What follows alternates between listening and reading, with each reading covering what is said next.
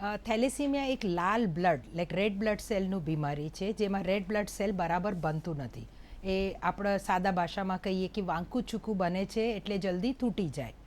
બંને parent thalassaemia minor હોય તો એમના બાળક થેલેસીમિયા મેજર થઈ શકાય. પ્રોબ્લેમ એ છે કે જે માણસો થેલેસીમિયા માઇનર છે એમને કોઈ સિમ્ટમ્સ નથી હોતા, એમને કોઈ તકલીફ નથી હોતી, એ નોર્મલ જીવન જીવે છે. જ્યાં સુધી કોઈ બ્લડ ટેસ્ટમાં પકડાઈ ના જાય ત્યાં સુધી એમને ખબર નથી કે એમને માઇનર છે. જ્યારે પણ થેલેસીમિયા માઇનરના મધરના ફાધર પરણે ત્યારે એમને બાળકને 25% ચાન્સ છે, એક બાળકને, એટલે દર પ્રેગ્નન્સીમાં 25% ચાન્સ છે કે બાળક થેલેસીમિયા મેજર થાય, 25% ચાન્સ છે કે નોર્મલ થાય અને 50% ચાન્સ છે કે મધરના ફાધરના જેમ એ પણ માઇનર થઈ શકાય. લોહી ઓછું બને એટલે શું થાય કે બાળક 3-4 મહિનાની ઉંમર સુધી નોર્મલ રહેતું હોય છે.